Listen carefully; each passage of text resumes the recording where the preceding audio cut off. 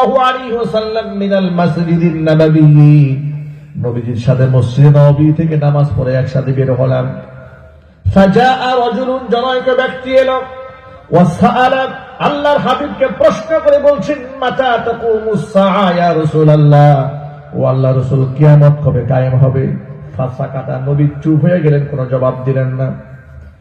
দ্বিতীয়বার প্রশ্ন করলেন, মাতা তাকুমুস সাআ ইয়া রাসূলুল্লাহ, ও আল্লাহর রাসূল কিয়ামত কবে কায়েম হবে? কিছু বললেন না, নবী চুপ হয়ে গেলেন। তৃতীয়বার আবার জিজ্ঞেস করলেন, কিয়ামত কবে কায়েম হবে?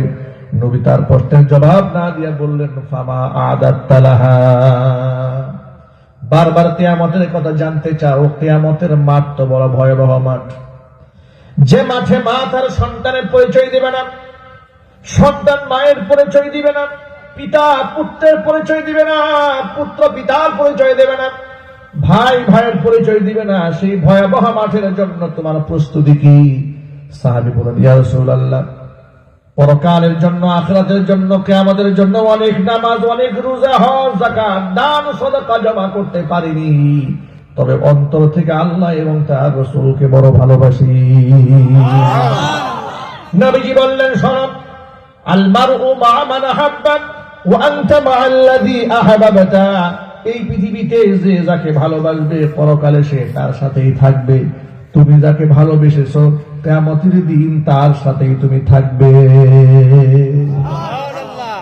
আনাস ইবনে মালিক বলেন, এই কথা যখন রাসূলের জবান থেকে বের হলো যে যার সাথে যার মহব্বত তার সাথে তার কিয়ামত, এই কথা রাসূলের মুখ থেকে সাহাবায়ে কেরামের কান পর্যন্ত আওয়াজ পৌঁছার পরে উপস্থিত রাসূলের সাহাবীদেরকে আমি এত আনন্দিত, উচ্ছ্বসিত দেখেছি, আমার জীবন দশায় রাসূলের সাহাবীদেরকে এত খুশি কোনদিন হতে দেখিনি।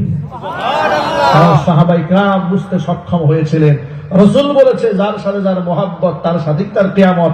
আমরা তো আমাদের রাসূলকে আমাদের জীবনের চাইতেও বেশি ভালোবাসি।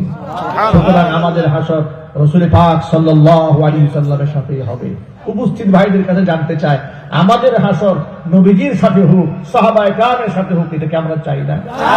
রাসূলের সাথে হাসর চান কারা কারা? তো হাত দেখতে চাই। আল্লাহ তুমি আমার ভাইদেরকে কবুল করো, আমিন। আমার মা বোনদেরকে কবুল করো, আমিন। নবীজি সাল্লাল্লাহু আলাইহি ওয়াসাল্লামের শাফাআত দিয়ে আমাদের জীবনকে ধন্য করে দাও, আমিন। প্রিয় যুবক ভাইরা,